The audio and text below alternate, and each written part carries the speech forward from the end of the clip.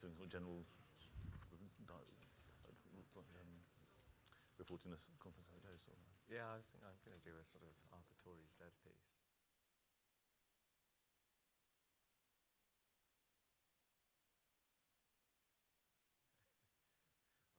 Well, you know what, if anyone doesn't mind, we might as well get started 2 minutes early, get some bonus content for you all. Well, thank you very much for joining us, especially this early on in conference and with competing attractions. I'm Robert Colville, director of the CPS, the think tank co-founded by Margaret Thatcher, which obviously gives us a certain view on the topic of Thatcher's 100th birthday. But I'm delighted to be joined by a really top-notch panel to discuss this. I don't think anyone on the panel needs an introduction, but we have Penny Mordaunt, Esther McVeigh, John Redwood, and William Atkinson of The Spectator. So I'm going to start by reading something which I obviously profoundly disagree with. But Christian Calgi of the Daily Express just tweeted this, which I'd sort of like to set as a thesis statement to the panel. The sheer amount of references to Margaret Thatcher in the exhibition hall is surely the sign of a party that is intellectually dying. You would have no idea that the Tories had ever been in power past 1990, based on this room alone. There's a museum, 4 cardboard cutouts, you can get your selfie at the door, her dresses and her face on almost all the Tory merchandise for sale. I've been coming for 10 years and never known this level of addiction to her.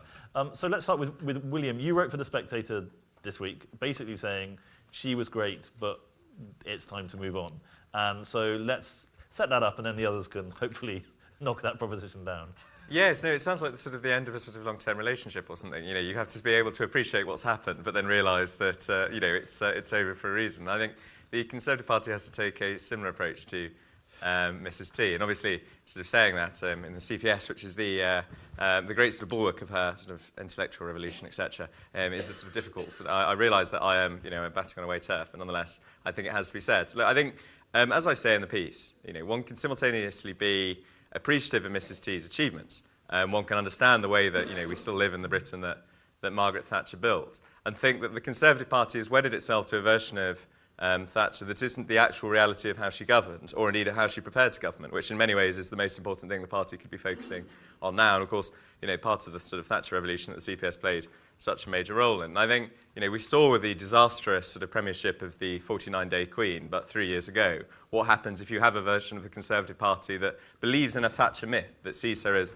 merely a sort of tax-cutting, Soviet-stomping Gloriana, Ronald Reagan in drag, rather than the sort of pragmatic politician that she was. And I think the most important thing for me about Margaret Thatcher and her legacy is not necessarily the sort of Britain that she created, but the way that she created this sort of country, the way that she sort of prepared an opposition, the way that she sort of identified what the major sort of challenges facing the country were, inflation, trade unions, etc., and worked out to plan an opposition, John Hoskins, stepping stones, etc., and then saw it through within government. And I think that is the sort of version of the Thatcher that the Conservative Party should look to today. And instead, if we merely reduce her to, some tax cuts and a handbag, as I feel is far too often the Tory tendency, we become unthinking and we stop sort of doing the sort of policy development that she would have wanted us to do. So yes, as I say, we can appreciate Mrs. Thatcher, and her 100th anniversary of her birth. It's no better time to do that, but it's also time that the party collectively moved on.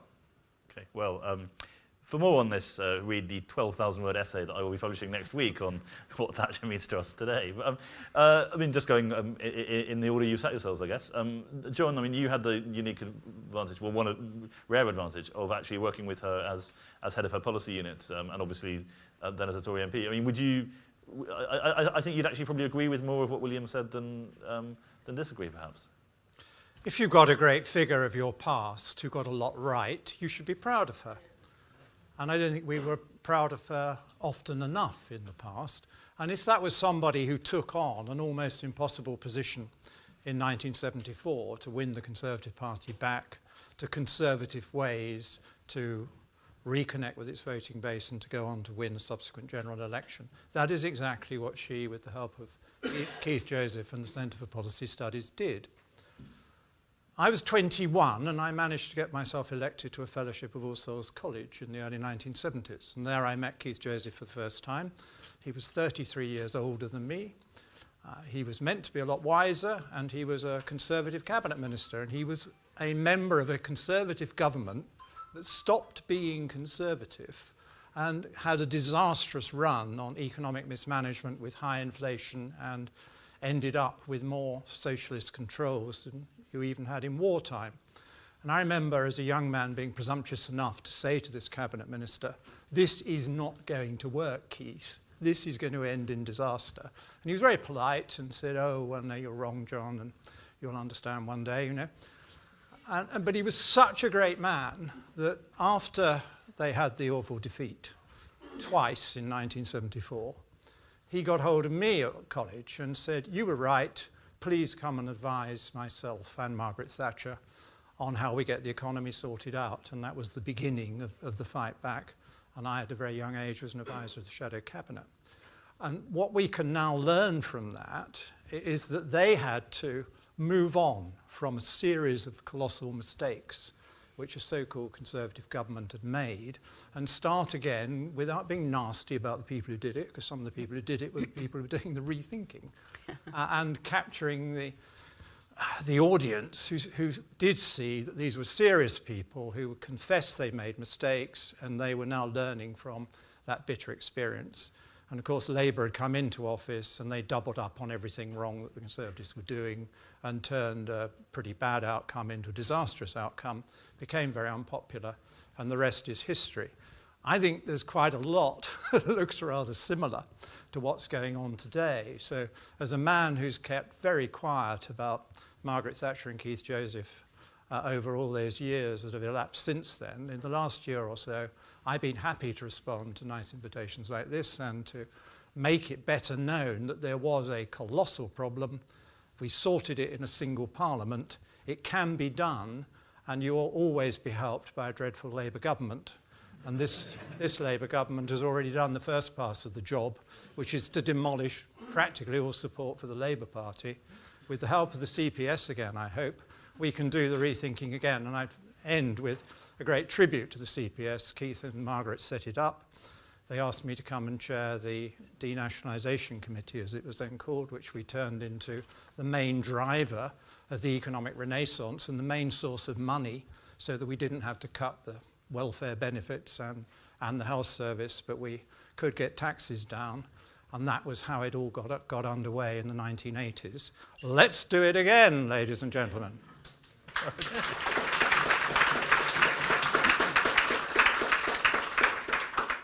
So, Esther, you're obviously someone who was sort of tremendously influenced by the Thatcher Revolution, but also your cause has been working class conservatism, the blue collar conservatism, and obviously there is an element of Thatcherism which strongly appeals to self-made, self-reliant people, but then also the legacy in the north and the industrial areas where it took us, quite a long time to actually win those people back over after the Thatcher era. I mean, where do you stand now on her legacy?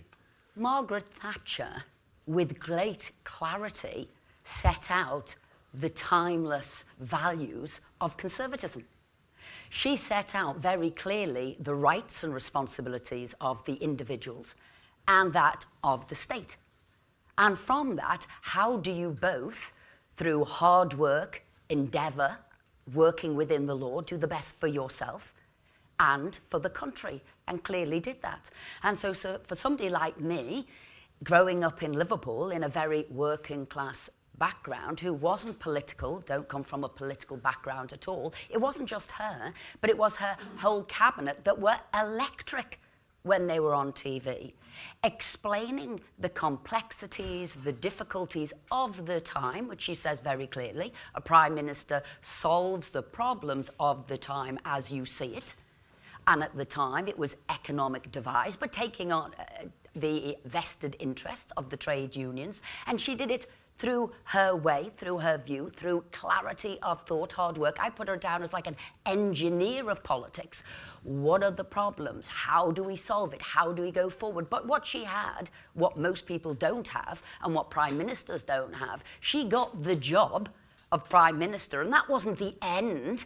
That wasn't the pinnacle of success, becoming prime minister.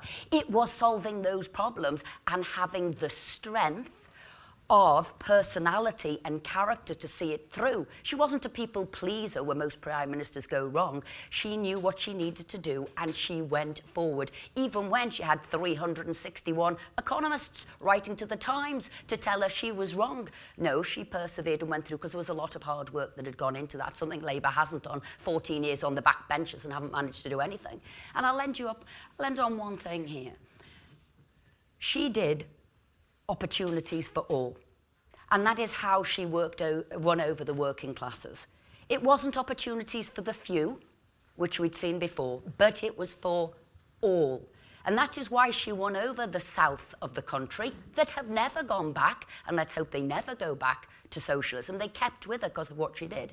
And I looked at what she did with the right to buy, which was opportunities for all who were in council homes, who could have a vested interest in society.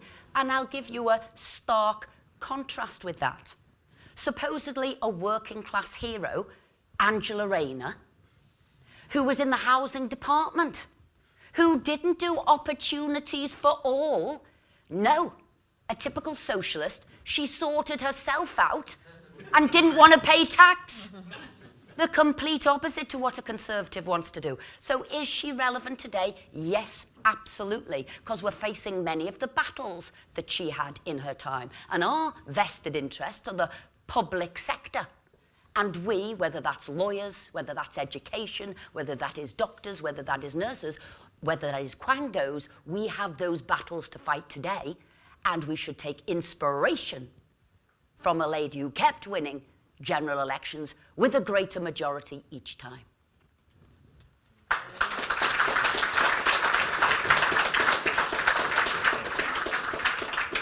Penny, I saw you nodding along there. Absolutely. So I want to start by giving you two quotes. The first, I'm going to take you back, not just before conservatism, but 6th century BC, to the Chinese philosopher Lao Tzu. And he said, the mark of a great leader is when his work is done, his aim fulfilled, people will say, we did it ourselves. And the second quote is one from the great lady. Sir Robin Day asked her what Thatcherism was.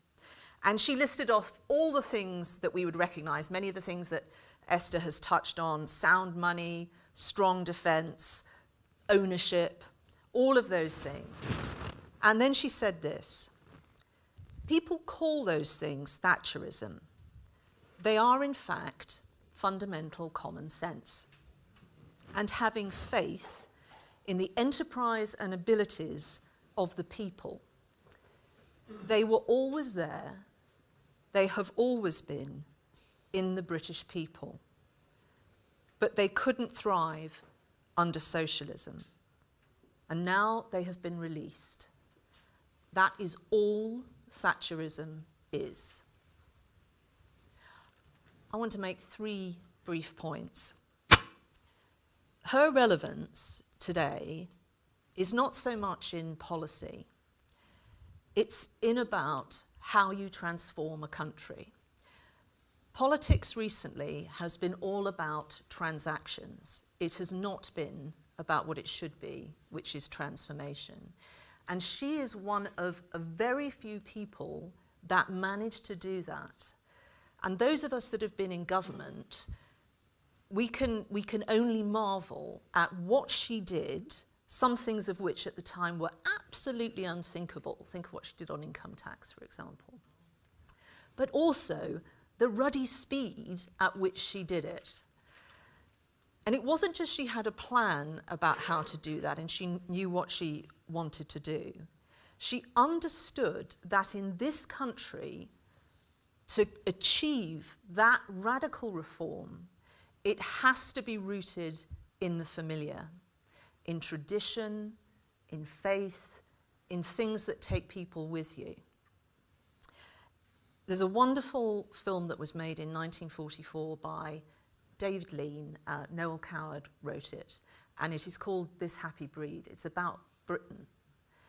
And the central character in that, Frank Gibbons, talks to his son. It's in between the wars.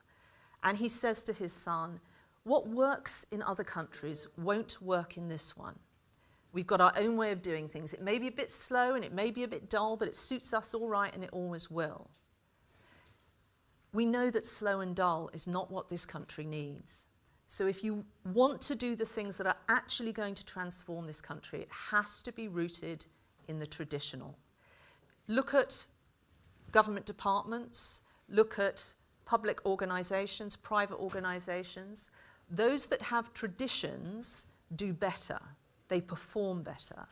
Those that are rooted with their work in the familiar do better. So that's the first thing. The second thing that she did was that she created a narrative.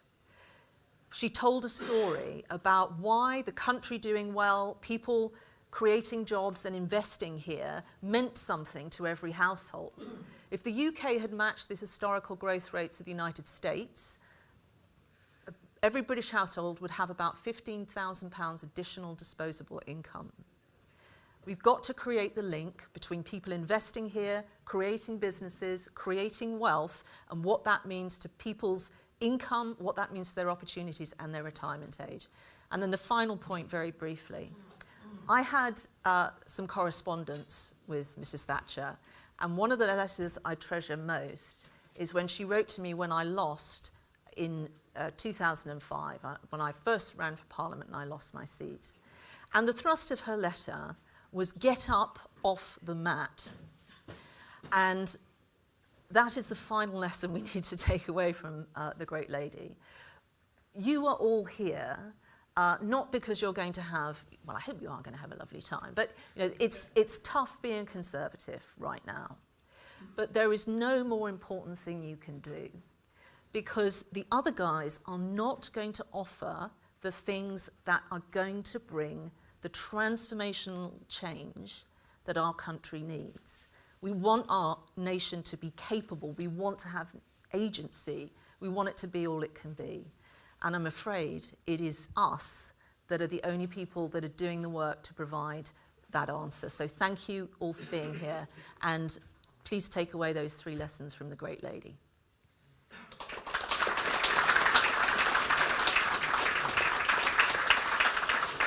Thank you. So fair to say, William, your thesis has been rebutted by the other panel members. I mean, one of the points that was made was Thatcherism was as Esther said, at the heart of sort of a set of principles and values. And John, I think and John, we've spoken separately about that she was when the facts changed, she changed her mind. There was not a sort of single agenda she followed. So, what I wanted to ask all of you is, what is the the problem facing Thatcher when she came in 1979 was incredibly clear, that the economy was broken, inflation was out of control, and fundamentally the issue was that the state owned too much of the economy, the unions were driving an endless cycle of pay rises which the country couldn't afford. Now things are slightly different. I would suggest that it's not that the state owns too much of the economy, but the state directs too much of the economy. That we have a sort of the lanyard classes are constraining the growth of enterprise and initiative and pushing down on the people who Thatcher tried to sort of release from their bonds. I mean, if there were a Thatcherite agenda for today, what would be the sort of, in your mind, the core diagnosis of what's wrong and what we need to fix, applying the same ideological recipes as in the past? Sorry, that was quite rambling. But anyone wants to go? Yeah. Well, I think there are a lot of similarities. You're right that they haven't always taken the precaution of paying the existing owners to take over the businesses. But they are collecting quite a lot of ironmongery and activity into the state sector. They are effectively completing the nationalisation of the railways, which the Conservatives began. The energy sector is now a controlled industry where the state manages and mismanages the prices and the investments and even what you're allowed to produce, and acts directly on the energy sector by banning new oil and gas, for example, and by demanding more wind and solar, which the market wouldn't otherwise supply. So it's like a nationalised industry. It runs as badly as a nationalised industry. And the residual shareholders just try and get a rent, often out of subsidy. as the government says, we'll give you a profit for things we like, and we won't give you a profit, or we'll give you a tax for things you don't like. So we do have to remodel those parts of the state that have got too involved in business in exactly the way that we had to in the 1980s, where many of them had been bought out. And we have the sort of haphazard nationalisation going on with effectively the nationalisation of a big chunk of the steel industry, where the government, many months in, still won't publish how much it's going to cost, how much it's going to subsidise, whether you can really believe that those jobs at the Scunthorpe blast furnaces are going to be kept for the whole of the Parliament. I think extremely unlikely, so I think the government's probably misleading the workforce about all that. And you've had similar situations in South Wales. So we need, first of all, to roll back a lot of the over-intervention, a lot of the price controls, a lot of the subsidies, a lot of the bans and blocks that are preventing normal investors, for example, getting more cheap gas out of the ground in Britain rather than importing more expensive and more CO2-laden liquid NG from Qatar or from America.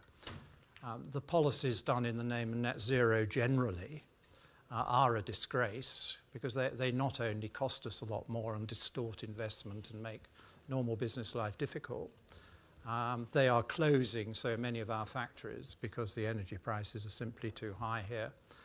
And so they are a disgrace in green terms, because it means more world CO2, not less world CO2. Every time you close something here and import it from abroad, you're importing it from a country like China, which is burning an awful lot of coal, and you need a lot of diesel to be burnt to bring the goods back to Britain.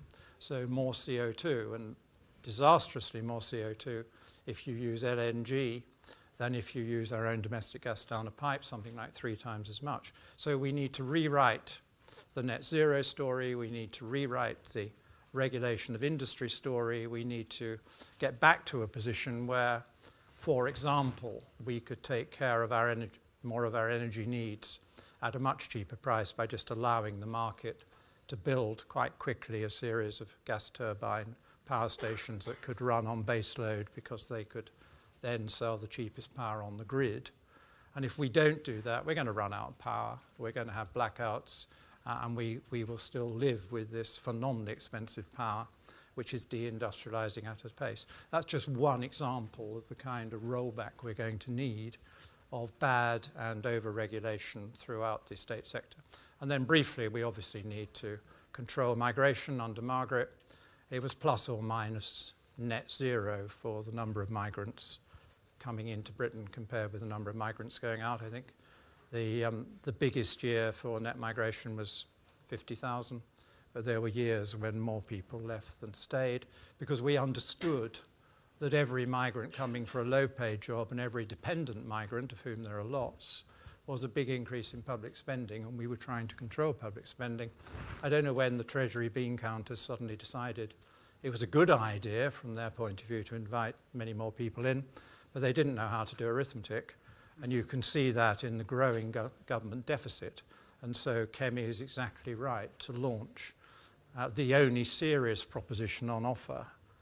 Reform have the headlines, but they don't have the policies, which has some chance of carrying a big majority of the public and sorting out a big economic and social problem. Esther, you look, or Penny, Well, you will want to come in, but let's just... Well, I break it down to, following on from what John there said, was cost of living, value for money, opportunities and extending them to individuals and businesses, which comes through value for money and the cost of what you're doing. And as I said, that control again of the state and the expansion and the cost and the tax with quangos. And so if you go back, for an example, on energy prices, and again, we'd have to take on the vested interests, and I think the Green lobby has become a vested interest. GB Energy, a massive quango, a vested interest. And you have to say, how do we make the UK be able to compete with all of the countries around the world? We have to reduce our energy prices. We have to do what other people around the world are doing and use the energy sources that are under our feet. And when we do that, we can take our population out of poverty rather than pushing them into poverty, and we can take our businesses out of being in the red into the black and being able to export. And she would look at this and she would be spinning in her grave that we have got things like GB Energy doing nothing for energy, just people getting a job, public sector payments and other quango. What are you doing though? And I do believe that the core of Thatcherism was this opportunity for everybody.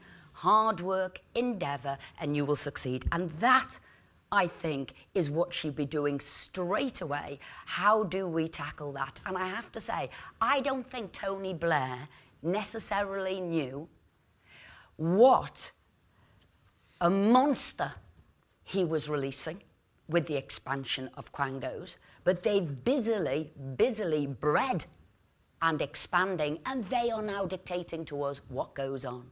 And you can't get information out of them. They're completely sovereign. They're in control of what they do, and the government actually has completely diminished in power. Well, she would be changing that straight away, and that has to be, and you might say, well, why didn't the Conservatives do it for 14 years? That's what I was going to say. And you are,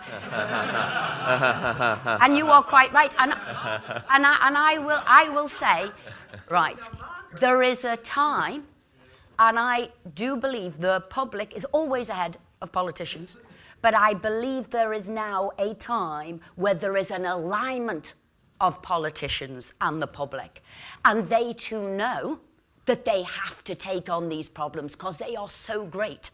Whereas before, they were sort of growing and we were fine and we were tackling things and things were fine. And it's interesting, I will definitely say lockdown multiplied the problems.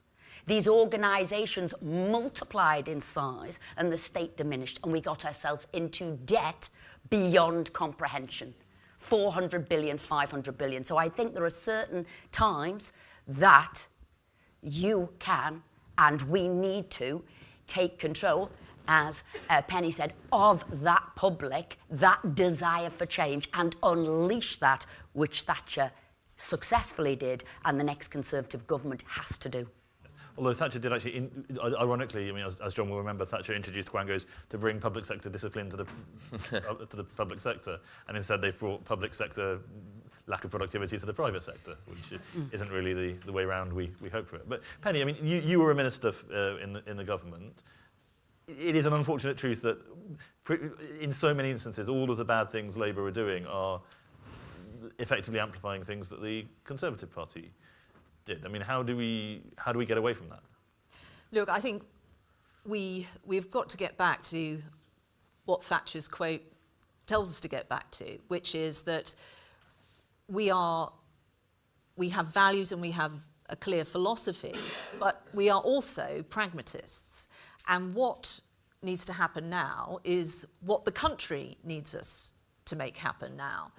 That's what I'm hoping to hear from the party this week. That's why I'm delighted that we've got the economy front and centre as well as borders. As you were talking, I think I was up to 34 things that we should be doing now, but I'll just restrict myself to 4. Competition. And in actual fact, John Penrose, who I think writes for CapEx, has done some good work in this area. We have organisations which restrict competition, and so that, I think, should be at the heart of what we're up to at the moment, the sort of natural giants, the water companies and so forth, and the tech giants. This is difficult to get competition happening in those spaces, but there are ways of doing it. Secondly, investment. And I hope that whoever our candidate is for London Mayor, and whoever we've got championing the second largest financial centre in Europe, Edinburgh, will market what those financial centres do better. There are too many restrictions on investment, and particularly for retail investors. And I would love us to head up a revolution and market investing. Most companies spend a fortune on marketing their products. They don't spend any money on marketing their equity. I think that would be a great agenda to focus on. I don't say deregulation, I say enabling regulation.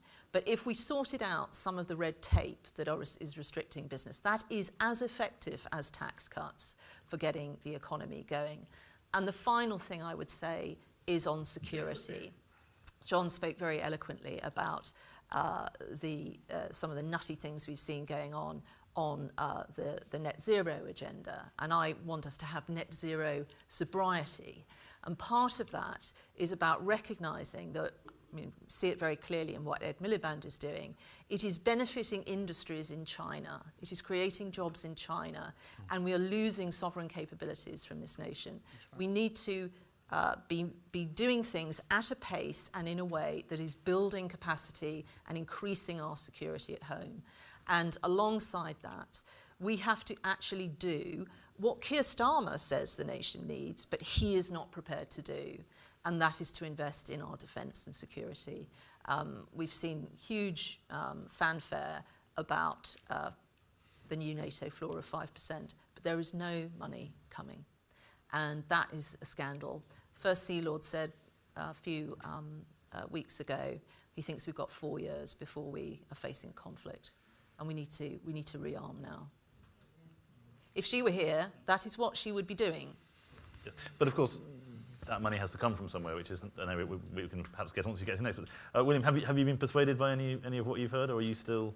Yes, no, I mean, I agree with a lot of what the panel is suggesting, and I think the way, though, you know, as I outlined in the Beast, and I outlined in my sort of statement earlier, you know, the way that one has to approach, you know, Mrs. T is Mrs. T as a historical figure, who is much more of, you know, as people have mentioned, much more of a pragmatist, much more focused on analysing a problem and then dealing with the solution, rather than sort of the Mrs. T as, I don't know, as to say, ideological Gloriana, which I think is the version of her being peddled at the rest of this conference and by, you know, far too many on the right today. And I think, look, if you look at Margaret Thatcher, you know, when she became leader of the Conservative Party in 75 and then Prime Minister in 79, she was responding to a series of structural dysfunctionalities with Britain that had failed, you know, governments of both parties for over a period of sort of 20, 30 years. You know, whether that's, you know, the persistent problem of inflation, the problem of sort of trade union militancy, or indeed the sort of stultifying effects of, you know, socialism on the British economy, especially in the areas of the sort of state-run industries. And I think, you know, if we were taking a similar view now of the problems that Britain has confronted, that,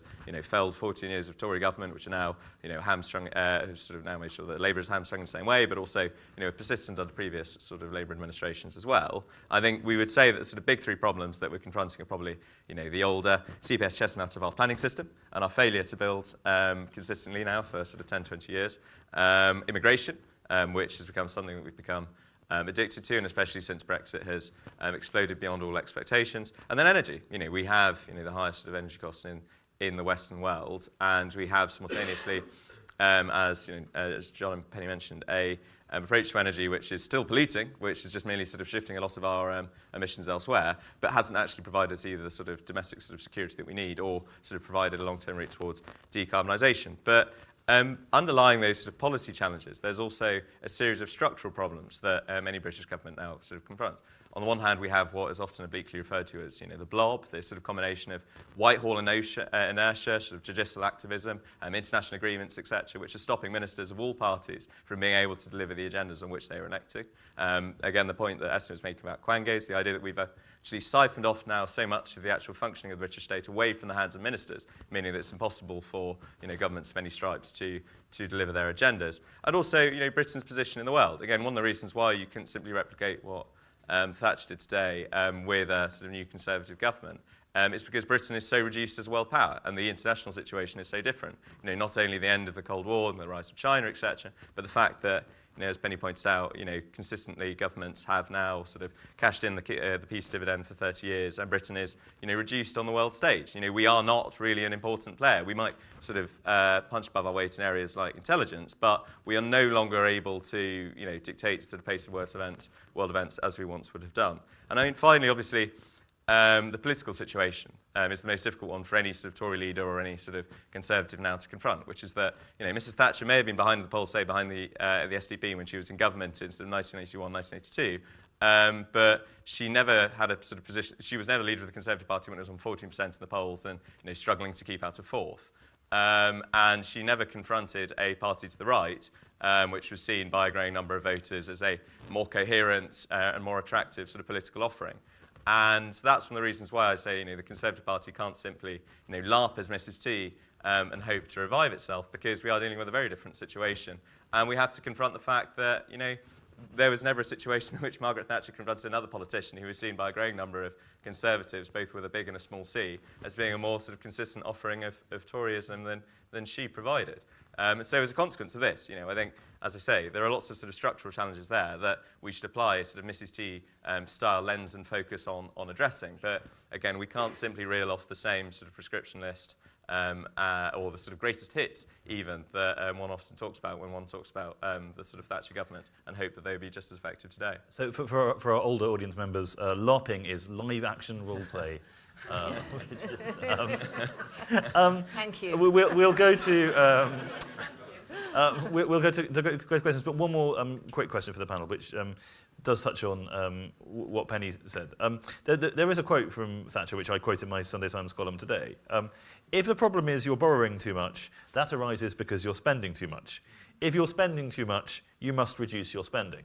And she goes on to say it's a very stupid person who says, oh, I'm spending too much. I guess I can't possibly reduce my spending in any way. I mean, we are very clearly spending too much. We are spending by hundreds of billions of pounds. If we need to spend more on defence, that adds to the burden. And as we at the CPS keep on pointing out, of the main drivers of public spending, 5 of the 6 biggest items of public spending are going up are increasing more quickly than the economy. Old age welfare, including pensions, working age welfare, the health system, debt interest, and defence, which is set to, I mean, although it's a bit of a fiddle, it is still going.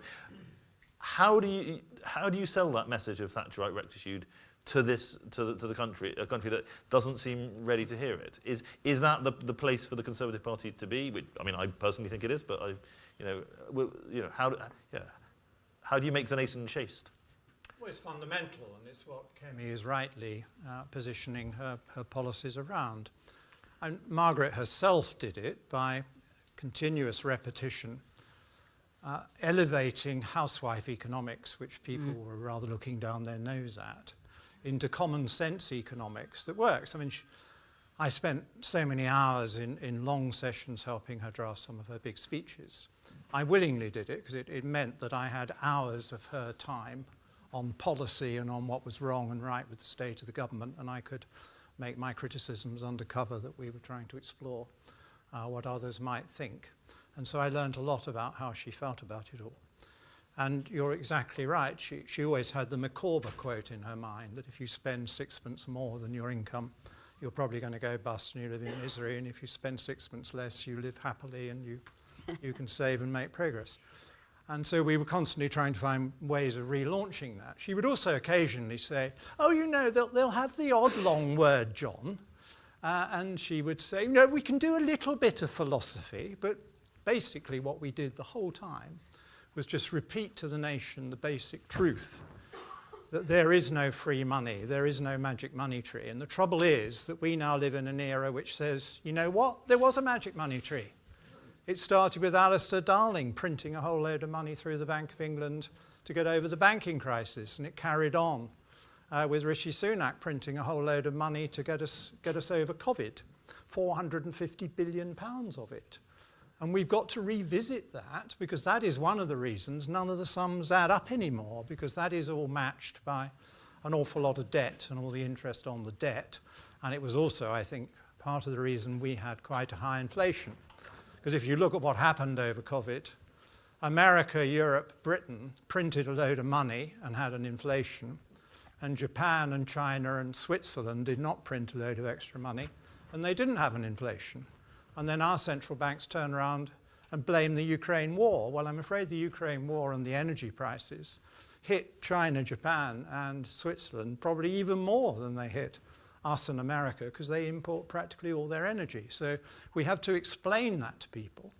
and getting the accounts back into shape. And my number one cut, which I preach everywhere I go, and one day we'll see it come true, is to stop the Bank of England losses. According to the last official publication from the OBR, the Bank of England will lose us £257 billion, billion, not million, billions, between third quarter of 2022 and the final ending of the big portfolio of debt they've got, which they're selling off.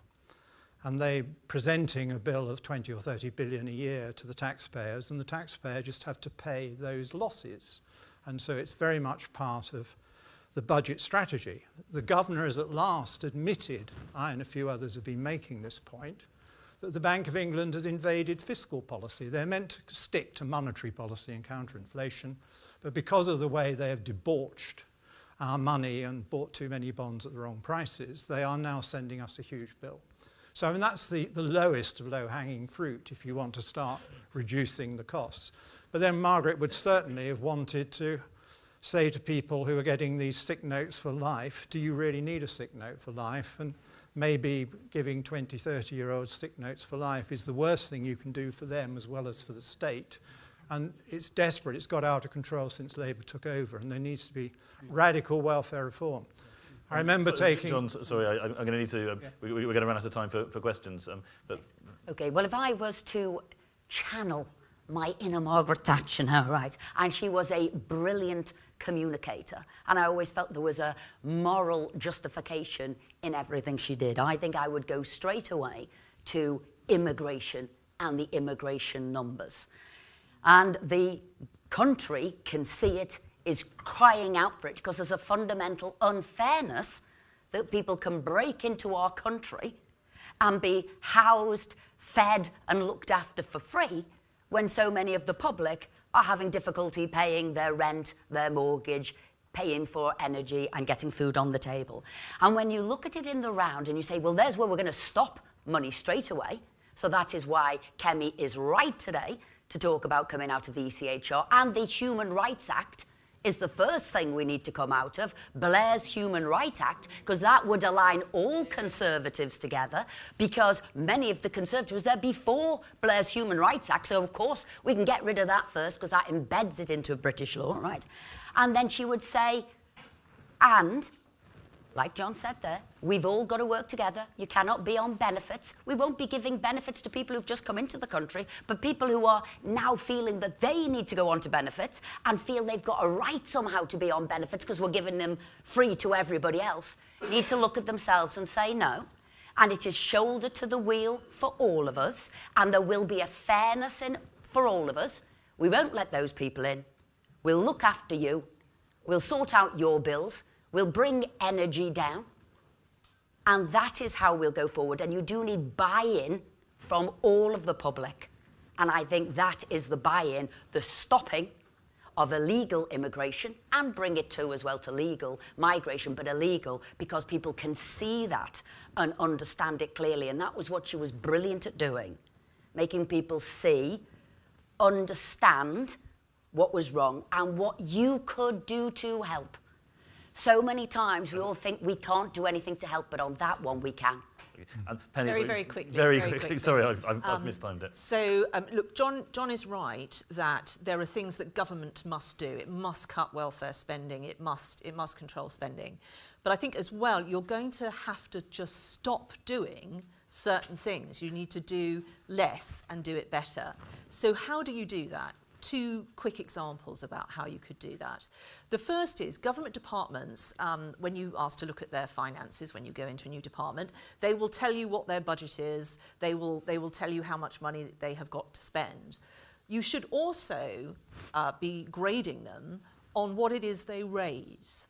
I'll give you a very extreme example. When I was at International Development, a guy came in and he had, with his colleagues, raised a $6 billion fund to train developing nations surgeons in the 4 areas of surgery that would save the most lives, so trauma, cancer, and so on.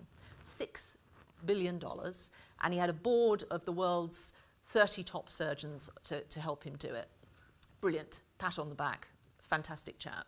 When I followed up with my department about And what he wanted from us was just some advice about how he could build a healthcare system behind this for each nation. And when I followed up with my civil servants, no one had followed up with him. And when I asked them why, he said, well, he's not going to help us spend our budget. Right? So the amount of, small nuclear reactors are a good example of this. Companies who have developed this technology here wanted to get it to market and remain a British company, even offering the government a stake in the company to do so, couldn't do it because of the snail's pace we were moving at. So you should change the culture in Whitehall to make that central. And then just another quick thing, because I bang on about it a lot, but with the private sector and the charity sector, they work together beautifully. They have aligned their planning cycles. Anyone that's worked for a charity knows you've got, in September it's the charity of the year that you do. We all know when your financial year ends and when you're setting your budget and when you're forming those partnerships. If Whitehall just operated on that basis or was even aware of it, you could get the independent sector to fund so much more activity. And they're doing it because it's good for them as well. And that's the really frustrating thing about a lot of what Labour's doing, is not only is it awful, but public money doesn't have to fund it. Scottish nationalists as well turn down private money in order to fund things themselves. So those are two ways we could tackle that. Okay, so we asked some questions from the audience. I think, and I hope, okay, there's a lot of questions which we're definitely not going to have time for. But yeah, so we go take the two in the front. So from this lady who turned up like an hour before the event. So we need to. Oh, you noticed? Yeah. Sorry. I can only say about me. I started work at 15. I came from a council house, and I wanted to better myself. And I retired at 64, and I worked all my life. I've got a couple of two or three things really. I paid tax from when I had to pay tax all the way through, and I'm now paying tax on my pension and my company pension. And I've worked really hard, and I'm a widow. So, and I start to think about why am I funding other people's children as well? Because the policy of 2 children is adequate, and to pay for everybody's children when they're on benefits, and they go back way back to grandparents and to children and grandchildren, because they can see that they're getting all the things. They have the posh televisions, the posh phones, the drinking and smoking. I'm sorry, I better stop now because it's so frustrating. Yeah. And a gentleman there.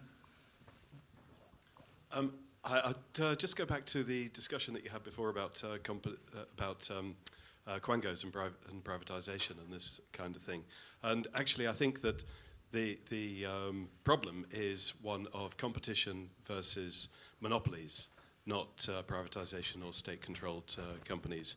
And that really we need more private competition in the sector, which is in contrast to what the Reform Party want, which I think is the elephant in the room at every conference so far, where they want more state control and they want more intervention. It's a more totalitarian type style of government. And I would like to contrast with what John said before about Margaret Thatcher and how she got in. She got in when there was only one centre-right party in competition, and that was the Conservative Party. And she got in because the Labour Party was absolutely hopeless, as it is today. But now people do have a choice. So I'd like to know, how are we going to address that to make sure that all these wonderful things that we talk about can actually be enacted by making sure a Conservative government gets in? Thank you. So 2 or 3 different things there to address if anyone wants to come in on them. And if we can keep answers quick so we can get a couple more questions. I want to go that way then. Yeah, so absolutely, which is why I mentioned John Penrose's work on competition, I think, and trying to grapple with some of these new structures that we have today and to ensure that competition can thrive in that environment. I just want to follow on actually from something you said, because you're absolutely right about reform on that issue. But you could say that about a whole raft of other issues. we forget that the manifesto they stood on at the last election would have added 150 billion to public spending. I didn't know this until after the election, but the candidates they fielded in Scotland were pro-independence. Did you know that? No, I didn't know that. So while they're draping themselves in the Union flag down south, they're quietly agitating and onboarding Scottish nationalist politicians north of the border. And they're the quickest way to a second referendum on Scotland, in my view. And I know Farage has said, he's tried to clarify his remarks on Putin, but he made them when Russia was invading one of our allies. So I think if Thatcher were here, she would be giving him the hairdryer treatment. Anyone else? So I do believe that we should follow a Thatcherite agenda, because the economy is where the Conservatives are going to get their breakthrough, and that's going to become more and more important. And if I go back to your benefit question, the 2-child benefit cap, I brought it in, I bear the scars, because it was unfair that you were giving benefit to more than 2 children. The average number of children in this country is 2. And if people are working and can't afford more than that, why would you be paying it to people who were on benefit? And the reason I bring that point up, so eloquently brought up there, is because Reform want to actually get rid of the 2-child benefit cap. The Conservative Party are the only party who want to keep it. So it goes into sort of fiscal prudence. It goes into a fairness of benefit. It goes into you all working and making ends meet and living within your means. So I think that is our way forward, and that is I think, going to be our sort of separation, our USP. Yes, we've got to talk about immigration and get that right. Yes, we've got to do net zero, and that will come into the finance. And then we've got to get the benefit, which, as I said before, links into immigration. And the other thing I always say, which is important within departments, is the accountability. So when I went in back in as Minister, nicknamed for Common Sense, the one thing I brought in was looking at EDI across all departments and the spend, of which was running at about 20 million. As soon as I said that needs sign-off by the Secretary of State, not a civil servant, and that it can only be what is required by law, the bill came to last year £70,000. Accountability is key. Transparency is key. And these are all the things that Conservatives agree with and believe in. One brief piece of advice. When Margaret faced an insurgent new party, the Social Democrats, that got to 50% in the polls, and we went below 30%, which was very low in those days. John. We concentrated on getting it right and being Conservatives. We didn't spend our time worrying about or talking about the Social Democrats, because it was so obvious that they didn't have thought-through plans that would actually work. And it was incumbent on us to show that we did, and we were going to make it work. And that's my advice to Kemi as well. Get us right, and the electorate will then, I think, back us. William? Yeah, I think the obvious difference between sort of now and the period in the early 80s, of course, is that then the party was actually in government. So yes, as you say, I mean, rereading sort of Charles Moore's biography of Margaret Thatcher, it's interesting how the approach always to the SDP is basically to ignore them. But what ultimately sort of brought the sort of Tory victory in the 1983 general election, leaving aside obviously the sort of bounce that Mrs. T got from the Falklands, was the economic recovery.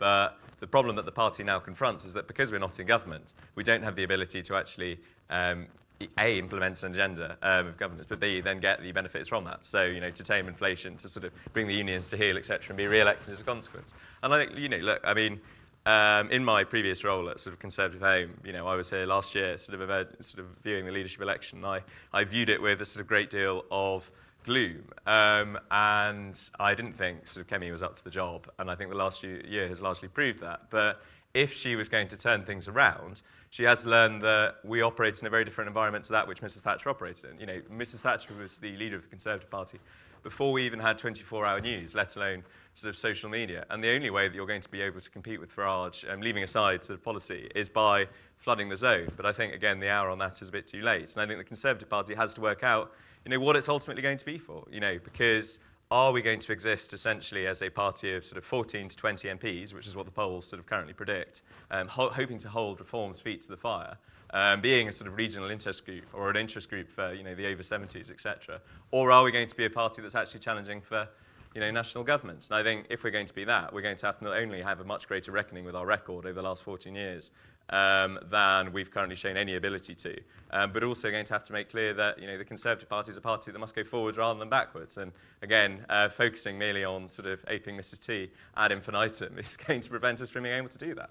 I'd place a bet that the polls are going to vary an awful lot over the next 3 years. I don't think these polls today tell you what's going to happen in 2029. Well, where I'll totally disagree with you, Margaret Thatcher reached out to the working class. And I will tell you now, the Conservative Party cannot win without the working class, because the professional classes have gone to socialism and the left. And that is what she did. So it's a different time, but she managed the media wonderfully as it was emerging. And she would have managed it now, you're right. But it is the working classes. If we don't get them, we won't be in power again. Okay, a load more questions. Can we go for the, well, yeah. If you take the guy there and then the two ladies here. Just try and squeeze it in before we have to finish. So I'm from the Grimsby on the Humberside area, and it's got a great renewable opportunity, especially like wind power and stuff like that. And Esther mentioned that we need to make use of like resources underneath the ground, but areas like Humberside don't actually have that many resources. And the whole point of Thatcherism is so that we can, as you said, infect the whole country and not the specific people and specific regions.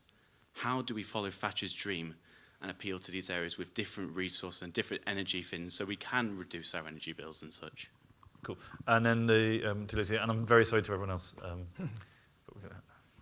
Thanks very much. I feel like we haven't heard enough about businesses. I'd like to know what the panel's view is in terms of policies to try and attract businesses here and prevent businesses from leaving the country.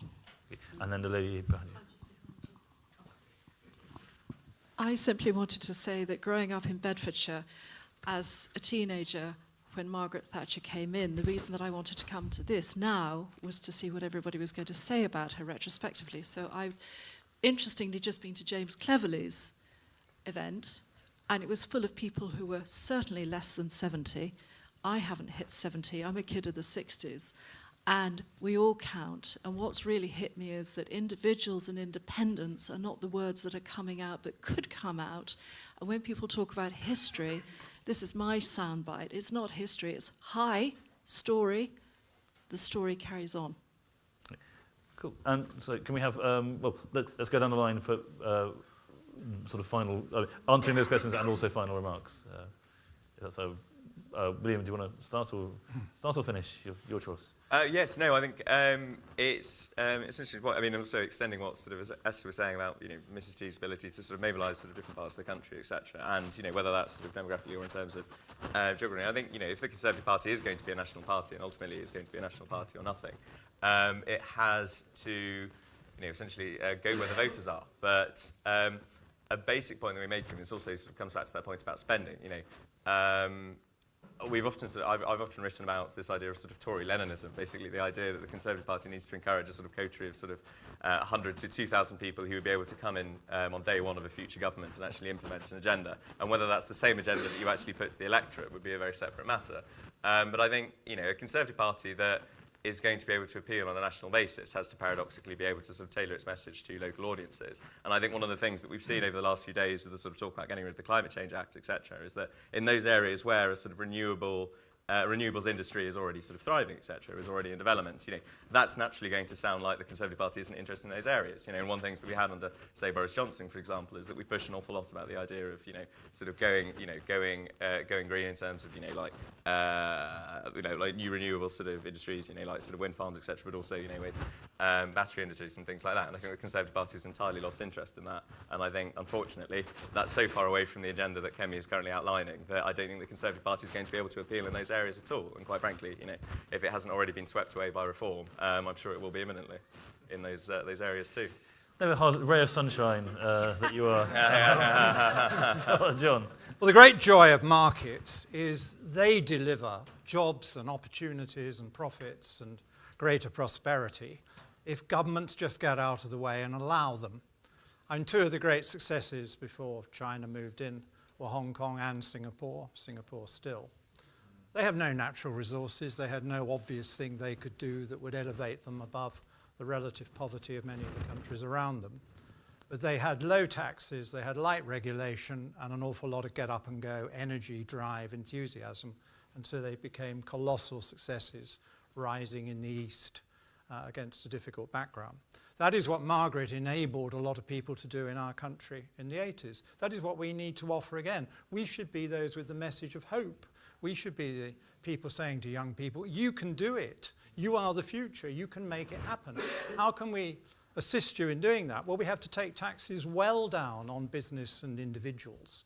We have to get rid of wealth taxes, not create wealth taxes, because it is perfectly noble to want to make more money and save for your family, and in the process you will generate jobs and activity and tax revenue for everybody else. Why let it happen in America when it could happen in the United Kingdom? So we need to get out and sell, not just the Thatcherite vision, the free enterprise vision, the wider ownership vision. Don't you want to own your own home? Don't you want to run your own business? Don't you want to have shares in somebody else's business? If you work for a firm, wouldn't you like shares in that firm? This is what we galvanized people with in the 80s. We need to do it all over again, because we've had years of socialism under Blair and under this new lot, making that difficult or taking it and taxing it away. Rich people walking out of the country, people with energy and enterprise deciding Britain isn't the place anymore for them. So let's get together, let's get behind free enterprise, lower taxes, light and sensible regulation, and then there is no limit.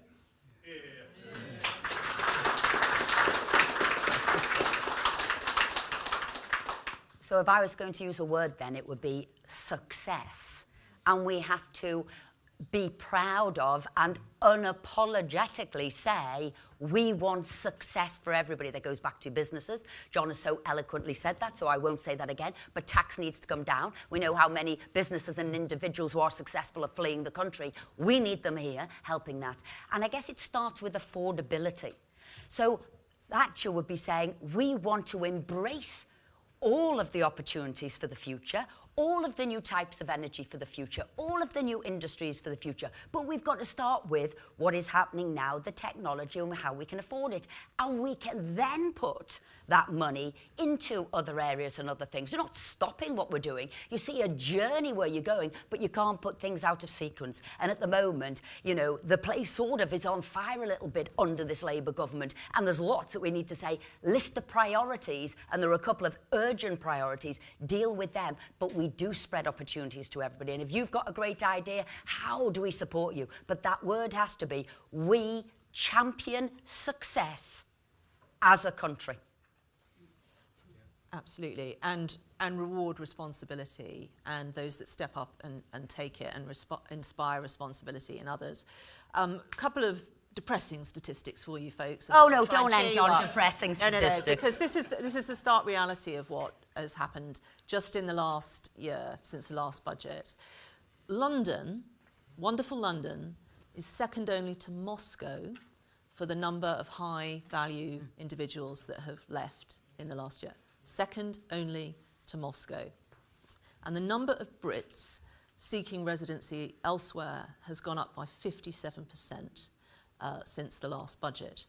Now that's, you know, investors, but the lady here asked particularly about business.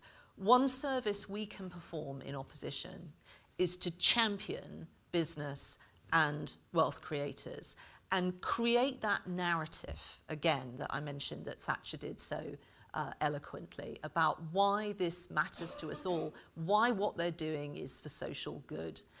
That's the first thing. And then, perhaps not this week, but as we get closer to an election, we have to realise the step change that is needed to create that environment that John was talking about. Pre-97, when Labour needed to do something similar, they understood they needed to put a flare up. And the policy on 10% capital gains and the taper rate did that. We need to do something of that magnitude. And we need to set out a platform that looks at all the things that we've been talking about today on competition, on deregulation, on understanding how to deal with some of the big issues that are affecting competition and free markets today. And again, we are the only game in town. As I'm the last speaker apart from our host, just thank you for showing up this week and being part of it. It is, as I say, there is no more important job and no more important service than you can do your country than helping us create that platform for the future, because it is the only thing that is going to, as Maggie said, release the potential of this country. So thank you. Sorry.